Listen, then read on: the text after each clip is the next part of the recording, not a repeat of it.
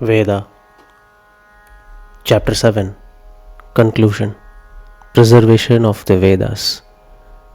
We have seen how the Vedas contain profound insights that have shaped ancient civilizations and continue to hold relevance even today.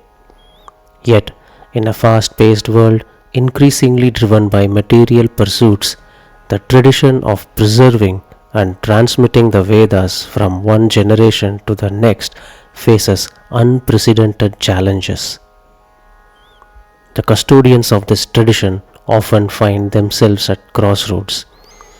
On one hand lies the demanding path of disciplined learning and practice. On the other, the practical necessities of modern life. It is neither fair nor reasonable to expect individuals to choose a life of austerity without adequate social and economic support.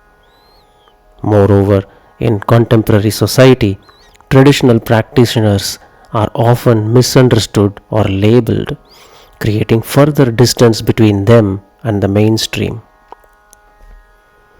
Despite these challenges, the responsibility of preserving the Vedas do not rest on a single group alone. It is a shared cultural and civilizational duty. The value of a tradition is not always measured by its immediate utility, but by its long-term contribution to human thought and well-being. Preserving the Vedas is, in this sense, an investment in the intellectual and spiritual heritage of humanity.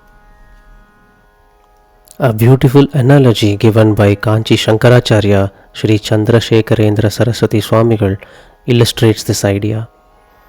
A man once saw a blind person walking at night carrying a lit torch.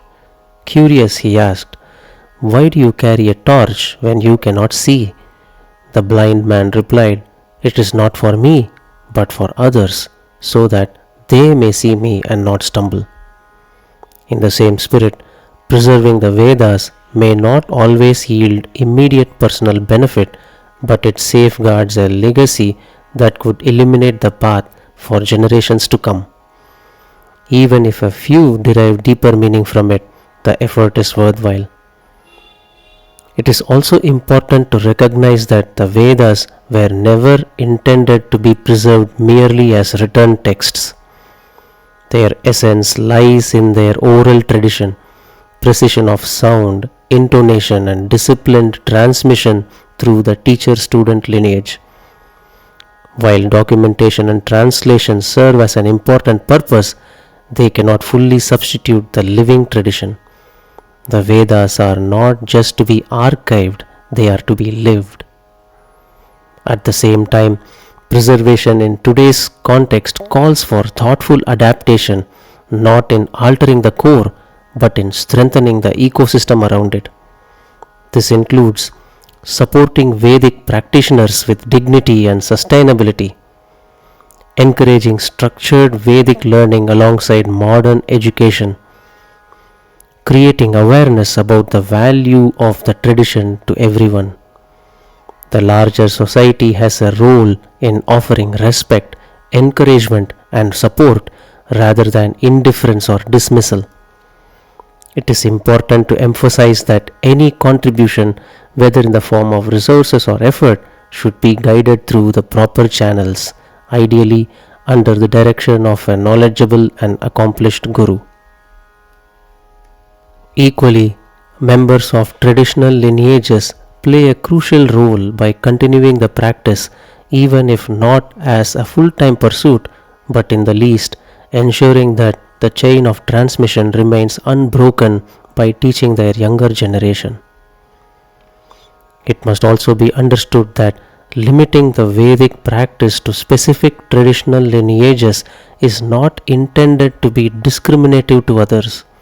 In fact, practicing such traditions require a very orthodox and rigorous lifestyle that may not be suitable to all. Having said that, the higher philosophical insights taught by the Vedas, especially those found in the Upanishadic teachings, offer no such restrictions and are universal in nature. The pursuit of truth the inquiry into the self and the realization of Brahman transcend all boundaries of caste, creed, gender, or background.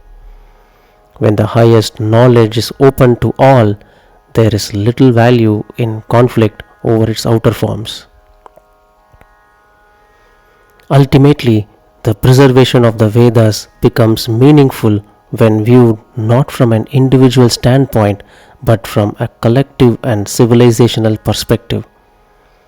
When we see society and indeed the entire creation as an interconnected whole, the importance of safeguarding such a legacy becomes self evident.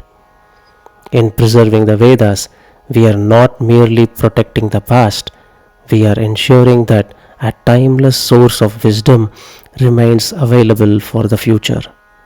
Om Tat Sat.